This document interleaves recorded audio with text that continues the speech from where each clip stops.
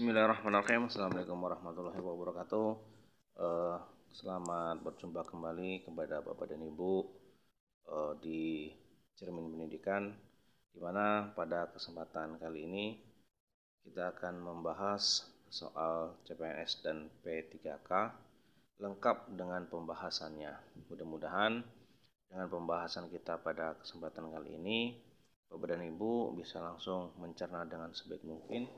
Apalagi pada kesempatan kali ini kita membahasnya langsung dari jawaban-jawaban yang sudah kita persiapkan. Baik, langsung saja kepada Bapak dan Ibu, mari kita simak. Namun sebelumnya jangan lupa untuk like, subscribe, dan komen untuk lebih meningkatkan dan saling berbagi, saling mengingatkan, dan untuk bertukar pikiran bersama. Terima kasih sebelumnya kepada Bapak dan Ibu yang sudah menyempatkan like, subscribe, dan komennya. Mari kita lanjutkan untuk pembahasan soal kita. Untuk soal yang pertama, Bapak dan Ibu sekalian, dalam melaksanakan kegiatan pembelajaran, guru melakukan apresepsi. Berikut ini muatan dalam apresepsi yang benar adalah. Nah, dalam kaitan hal ini, kita membahas mengenai tentang RPP. Apakah menyiapkan peserta didik secara praksis dan psikis untuk mengikuti proses pembelajaran? B. Memberi motivasi belajar siswa secara kontekstual sesuai dengan manfaat dan aplikasi materi ajar dalam kehidupan sehari-hari. C. Mengajukan pertanyaan-pertanyaan yang mengaitkan pengetahuan sebelumnya dengan materi yang akan dipelajari. D. Menjelaskan tujuan pembelajaran atau kompetensi dasar yang akan dicapai. Ataukah E. Menyampaikan cakupan materi dan penjelasan uraian kegiatan sesuai dengan silabus. Dalam hal ini kita menjawab untuk soal yang pertama Bapak dan Ibu, yaitu B, yaitu memberikan motivasi belajar siswa secara kontekstual sesuai dengan manfaat dan aplikasi materi ajar dalam kehidupan sehari-hari. Mari kita bahas Bapak dan Ibu, mari kita bahas untuk soal nomor 1. Kenapa jawabannya B, Bapak dan Ibu? Yang pertama, pelaksanaan pembelajaran merupakan implementasi dari RPP. Rencana pelaksanaan pembelajaran meliputi kegiatan pendahuluan, inti, dan penutup. Nah, untuk kegiatan pendahuluan, ya dalam kegiatan pendahuluan dalam RPP itu dalam pembelajaran sehari-hari, guru selalu menyiapkan peserta didik secara praksis dan psikis untuk mengikuti proses pembelajaran. Yang B, memberi motivasi belajar siswa secara kontekstual sesuai dengan manfaat dan aplikasi materi ajar dalam kehidupan sehari-hari dengan memberikan contoh dan perbandingan lokal, nasional, dan internasional apresepsi. Yang C, mengajukan pertanyaan-pertanyaan yang mengaitkan dengan pengetahuan sebelumnya dengan materi yang akan dipelajari. Dan D, menjelaskan tujuan pembelajaran atau kompetensi dasar yang akan dicapai dan disampaikan cakupan materi dan penjelasan uraian kegiatan sesuai dengan silabus. Kemudian yang kedua adalah kegiatan inti. Kegiatan inti memuat tentang model pembelajaran, metode pembelajaran, media pembelajaran, dan sumber belajar yang disesuaikan dengan karakteristik peserta didik dan mata pelajaran.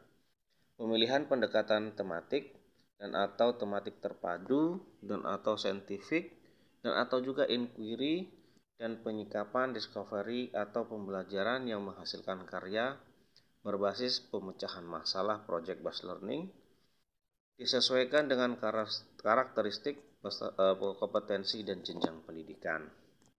Kemudian yang ketiga di dalam RPP yaitu kegiatan penutup. Di dalam kegiatan penutup, guru bersama siswa baik secara individual maupun kelompok melakukan refleksi untuk mengevaluasi. Yang pertama, seluruh rangkaian aktivitas pembelajaran dan hasil-hasil yang diperoleh untuk selanjutnya secara bersama menemukan manfaat langsung maupun tidak langsung dari hasil pembelajaran yang telah berlangsung. B. Memberikan umpan balik terhadap proses dan hasil pembelajaran. Yang C, melakukan kegiatan tindakan lanjutan dalam bentuk pemberian tugas, baik tugas individual maupun kelompok. Kemudian yang D, menginformasikan secara rencana kegiatan pembelajaran untuk pertemuan berikutnya. Nah, itu yang merupakan dasar atau pembahasan dari soal nomor 1. Baik, lanjut kita ke nomor 2 Bapak dan Ibu sekalian. Untuk soal nomor 2, di sini mengenai tentang kalender pendidikan. Ya, ini soalnya fungsi kalender pendidikan atau KALDIK dalam kegiatan pendidikan pembelajaran kecuali. Ini yang kita tanyakan fungsi, tapi yang ditekankan adalah kecuali ya Bapak dan Ibu. Di sini kita menjawab terlebih dahulu nih Bapak dan Ibu sebelum saya sampaikan atau saya tampilkan opsi jawabannya. Jawabannya untuk soal nomor 2 adalah C. A. Mendorong efektivitas dan efisiensi proses pembelajaran di sekolah. B. Menyelesaikan ketentuan mengenai hari efektif dan hari libur sekolah. C. Mempersiapkan dalam mengajar agar lebih rapi dan terorganisir. Yang D. Pedoman dalam menyusun kegiatan pembelajaran di sekolah. E. Pedoman menyusun program tahunan. Nah, ya dalam hal ini soalnya kita menjawab adalah yang C dan Bapak Ibu ya. Mari kita bahas Bapak dan Ibu kenapa harus C, karena pengecualian ya Bapak dan Ibu. Fungsi kalender pendidikan dalam kegiatan pendidikan pembelajaran kecuali. Karena fungsi dari kalender pendidikan itu yang pertama adalah mendorong efektivitas dan efisiensi proses pembelajaran di sekolah. Kemudian menyerasikan ketentuan mengenai hari efektif dan hari libur sekolah. Yang ketiga, pedoman dalam menyusun kegiatan dan pembelajaran di sekolah. Jadi, ya ini merupakan dasar dari fungsi kalender pendidikan. Namun dalam soal yang diminta adalah kecuali. Yang keempat, pedoman menyusun program tahunan, program semester dan silabus serta RPP. Baik, kita lanjut Bapak dan Ibu untuk soal selanjutnya yaitu soal nomor 3.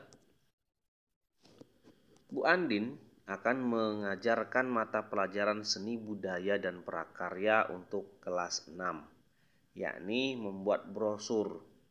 Model pembelajaran yang tepat adalah, tentunya ini untuk soal nomor 3, Bapak dan Ibu sangat menguasai sekali materi mengenai tentang model pembelajaran. Karena begitu banyaknya model pembelajaran yang kita ketahui dan bisa kita terapkan dalam kegiatan pembelajaran kita sehari-hari.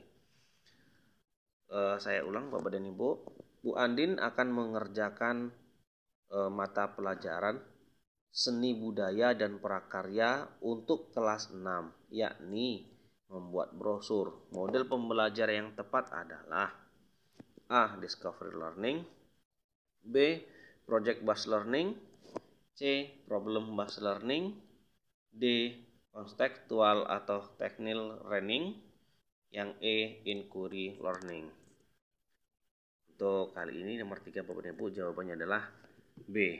Project Based Learning. Nah, kenapa nih yang harus kita pilih Project Based Learning untuk menjawab pertanyaan ini Bapak dan Ibu? Mari kita bahas untuk pembahasan jawaban B itu seperti apa. 1. Membuat brosur, yakni membuat suatu karya.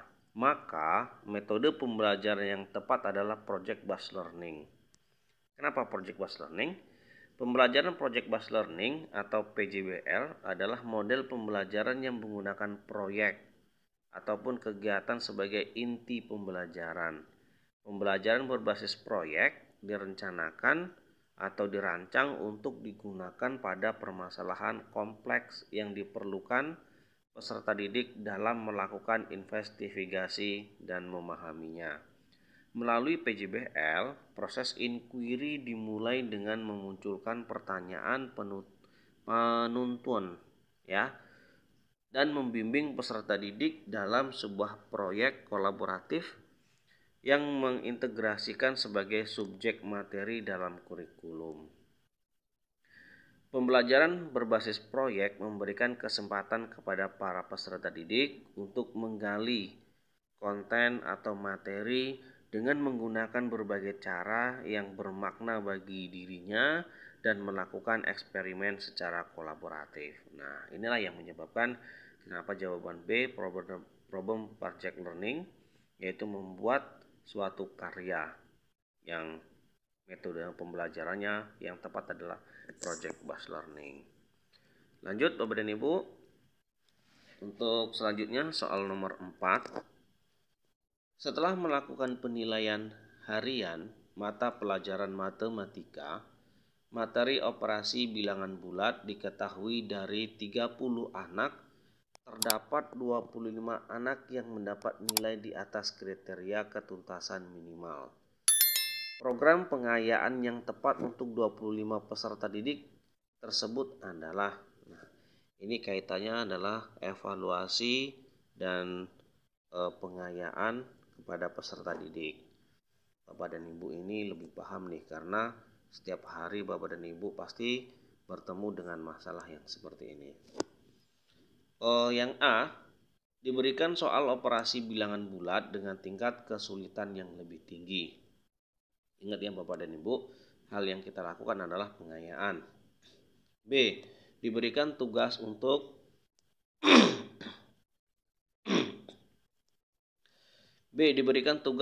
membuat soal operasi bilangan bulat beserta jawabannya. C, diberikan tugas untuk mengerjakan lagi soal ulangan harian, khususnya jawaban yang salah. D, diberikan tugas untuk membuat rangkuman operasi bilangan bulat. E, diberikan tambahan materi operasi bilangan bulat di luar jam pelajaran.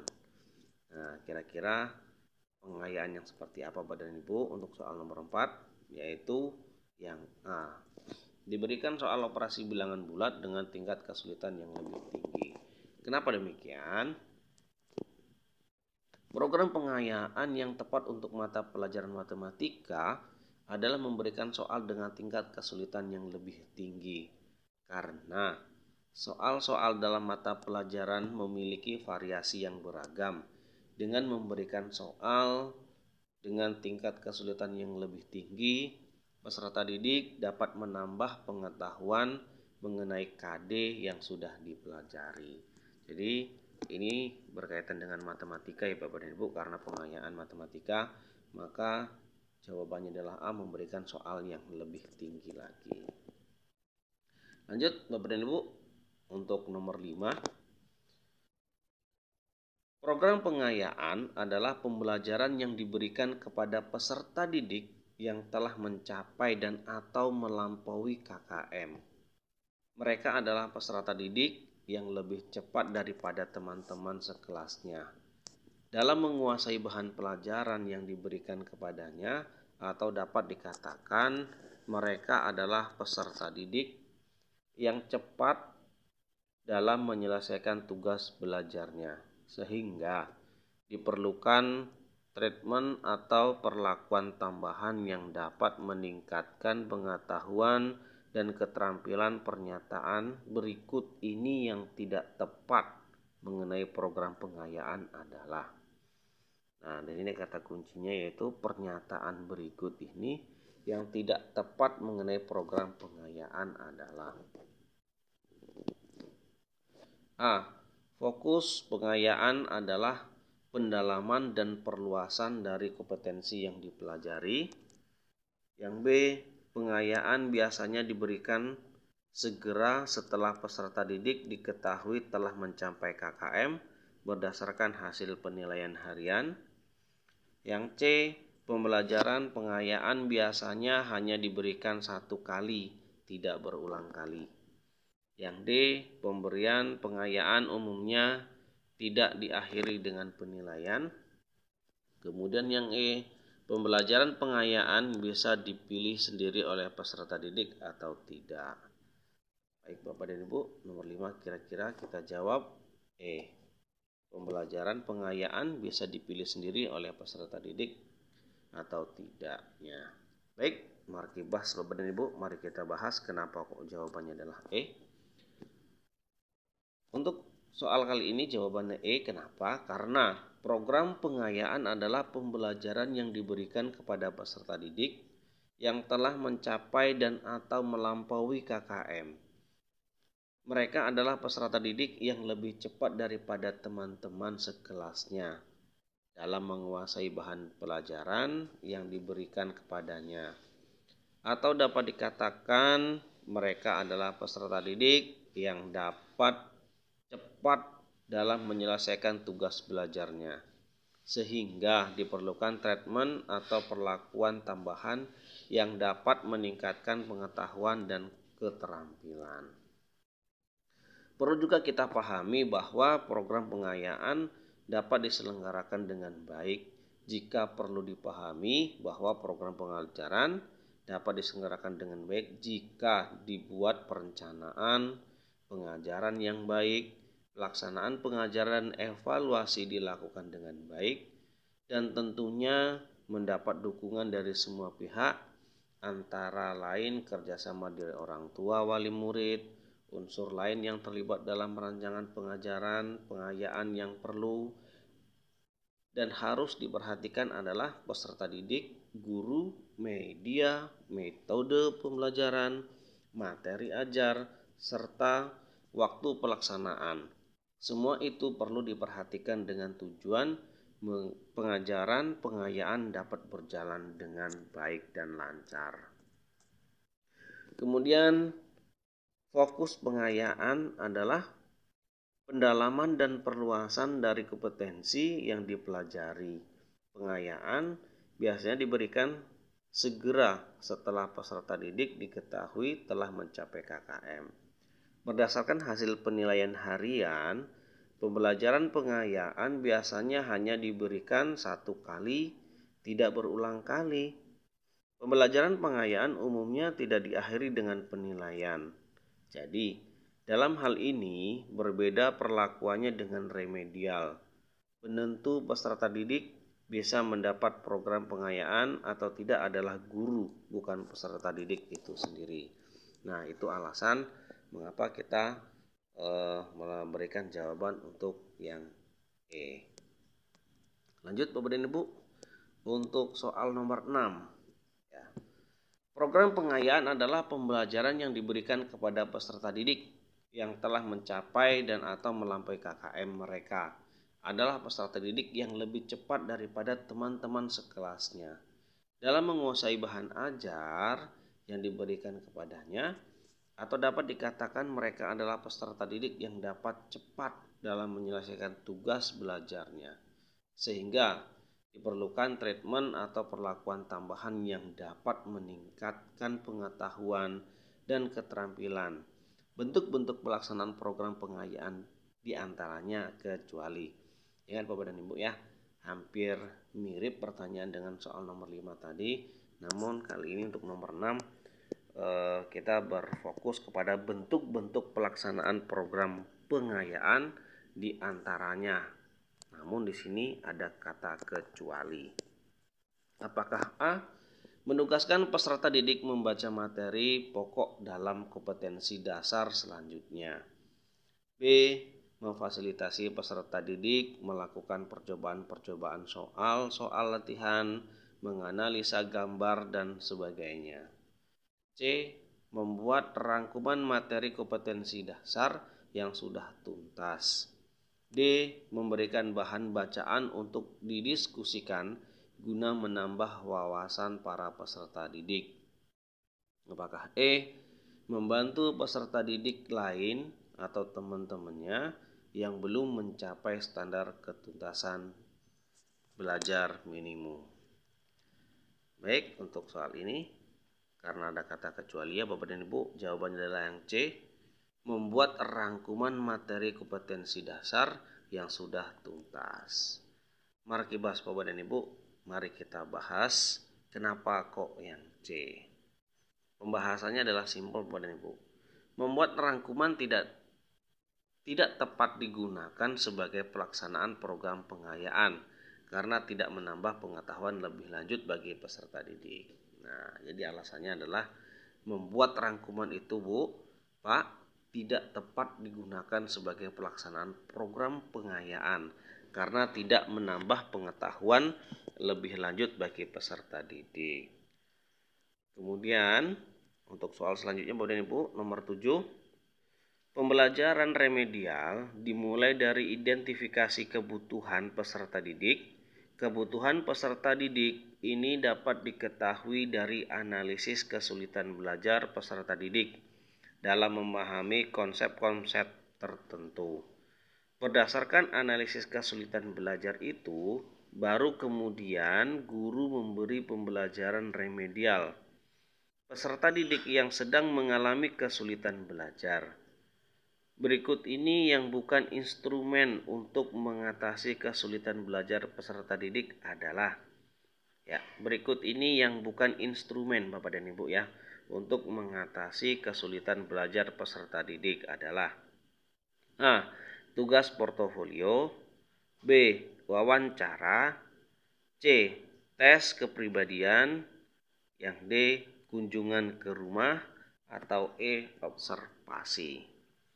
Untuk kali ini jawabannya adalah A. Tugas portofolio. Kenapa kok tugas portofolio Bapak dan Ibu? Mari kita bahas. Untuk soal nomor 7 jawabannya adalah A. Pembahasannya adalah sebagai berikut Bapak dan Ibu. Usaha yang dilakukan untuk penyembuhan kesulitan belajar dapat diidentifikasi dengan instrumen observasi, angket, wawancara, yaitu antara lain dengan mengamati hasil pekerjaan peserta didik, tugas kelompok, buku rapor, kunjungan ke rumah, dapat pula dengan tes psikologi, tes inteligensi, tes bakat, dan tes kepribadian. Nah, ini alasannya untuk menjawab yang A. Dan juga bisa kita tambahkan Bapak dan Ibu bahwasanya tugas portofolio tidak bisa digunakan sebagai instrumen untuk mengatasi kesulitan belajar peserta didik. Ya Bapak dan Ibu, mungkin Bapak dan Ibu lebih paham mengenai tentang portofolio. Lanjut Bapak dan Ibu untuk soal nomor 8. Nomor 8 di sini disajikan dalam soal.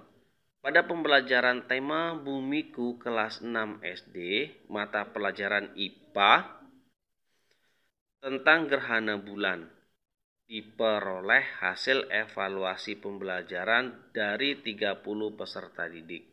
Terdapat 10 anak yang tidak memenuhi batas ketuntasan minimal. Program remedial yang tepat dalam kasus tersebut adalah A. Memberikan bimbingan secara kelompok menggunakan lembar kerja peserta didik. B. Memberikan tugas latihan dengan memanfaatkan tutor sebaya. Yang C. Memberikan tugas individu membuat gambar gerhana bulan disertai dengan penjelasan. D. Memberikan pembelajaran ulang di kelas. E. Menjelaskan kepada peserta didik satu persatu. Nah, untuk nomor 8 ini jawabannya adalah B. Memberikan tugas latihan dengan memanfaatkan tutor sebaya. Terima kasih Bapak dan Ibu. Mungkin sampai di sini terlebih dahulu. Dengan adanya pembahasan soal pada kali ini, mudah-mudahan dapat lebih meyakinkan kepada Bapak dan Ibu jikalau penjelasan ini lebih tepat dan lebih rinci, ataupun nanti ada kesalahan dan kekurangan, mohon maaf dan Bapak dan Ibu bisa memberikan komentarnya. Sebelum diakhiri Bapak dan Ibu, mohon maaf dan mohon bantuannya untuk like, subscribe, dan komen, atau apabila bermanfaat dapat dibagikan kepada Bapak Ibu guru yang lain untuk sama-sama saling belajar. Terima kasih untuk kesempatan kali ini. Semoga Bapak dan Ibu bisa dapat menyelesaikan tes dengan sebaik mungkin. Salam sukses selalu. Assalamualaikum warahmatullahi wabarakatuh.